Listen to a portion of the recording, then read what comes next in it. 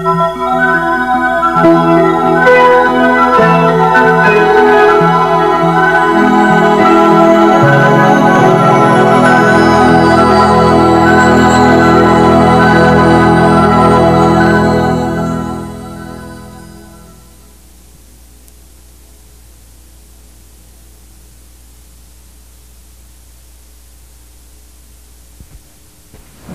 name is Mark Naryok. I would like to show you some of the ways Mark and I have been using 3D graphics in algorithm animation.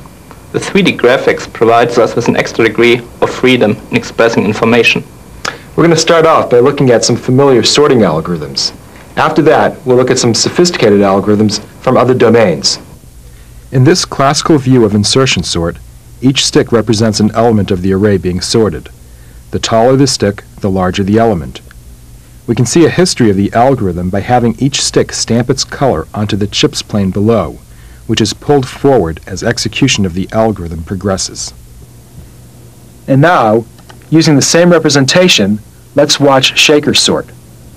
Shaker sort works by alternatingly left to right and right to left passes through the array. In the left to right pass, large elements are moved to the right, and in the right to left pass, small elements are moved to the left. Finally, here's what heap sort looks like. This picture is pretty, and it's informative. However, it doesn't shed as much light on the algorithm as does the view, which we'll look at next. Heap sort works by arranging the elements into a heap, that is, a binary tree where each node is larger than its two children. The top element of the heap is removed and stored at the end of the array, and a leaf node becomes the new root. At this point, the elements in the heap are rearranged in order to maintain the heap invariant.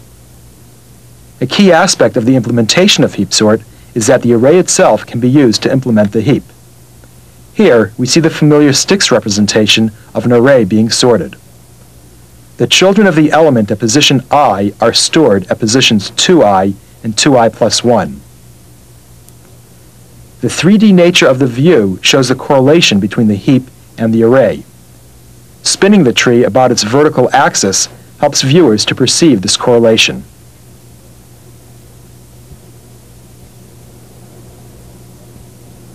Enough with sorting. Let's move on now. A 2-3-4 tree is a type of balanced tree in which nodes can have up to 2, 3, or 4 children. As keys are inserted, 4 nodes split into multiple 2 nodes, and keys are inserted into 2 nodes to become 3 nodes, and into 3 nodes to become 4 nodes. Implementing 2-3-4 trees is somewhat cumbersome, however, because nodes are not uniform. Furthermore, the overhead incurred in manipulating the complex node structure is likely to make the algorithm slower than standard binary tree search.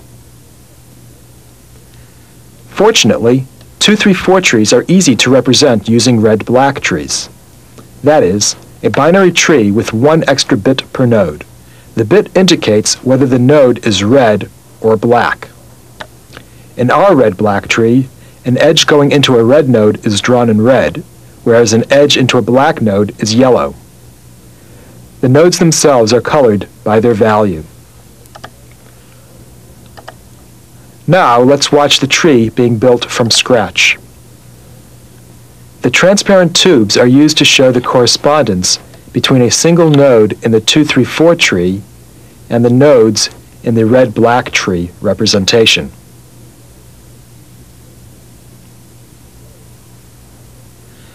Note how 3D graphics has been used in this example to integrate 2 very different perspectives of the data structure. A fundamental algorithm in computational geometry is range searching using KD trees. Given a collection of points in K-space, a KD tree allows range queries to be processed efficiently. The idea of the algorithm is to partition K-space using the actual data points. Thus, in 2-space, the points partition the plane. The first point divides the plane horizontally into a left and right half. The second point divides one of the partitions vertically. In this case, it's the left half that's divided.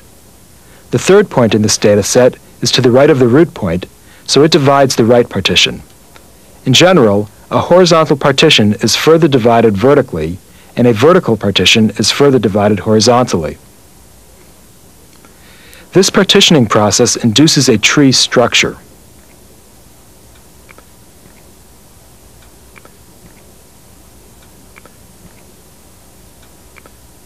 Now, as we move our viewing perspective, the tree takes on a more familiar shape.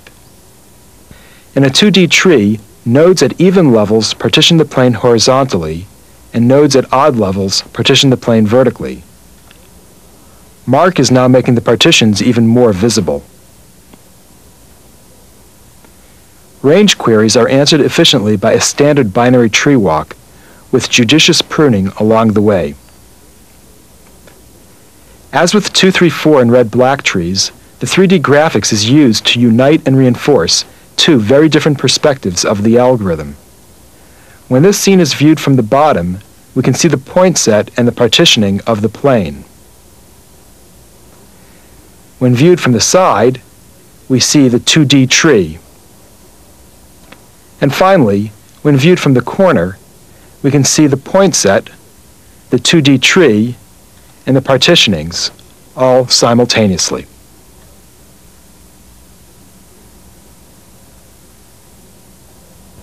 Our final example is a visualization of shortest path algorithms. Given a weighted directed graph, the algorithm finds the shortest path, displayed in red, from a source vertex to all other vertices in the graph. The path length is the sum of the weights along the edges of the path. The algorithm here works by maintaining with each vertex a cost, which is defined to be the shortest path found so far from the source vertex. We represent this value by the height of a green column above the vertex. The edge from vertex A to vertex B leaves A at height 0 and arrives at B at height proportional to its weight. The algorithm works by examining edges. When the edge from A to B is examined, it becomes part of the shortest path tree if this edge would lower the cost associated with B. The cost is computed by adding the cost of the edge AB to vertex A's current cost. Visually, this is shown by lifting the red edge to the tip of A's column and shrinking B's column if appropriate. In this example, 3D graphics is essential for illustrating the fundamentals of the algorithm. Height shows the weight of each edge and the cost at each vertex.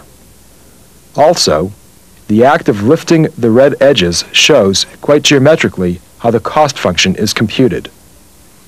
In summary, the examples in this videotape are our preliminary forays into using 3D graphics for algorithm animations.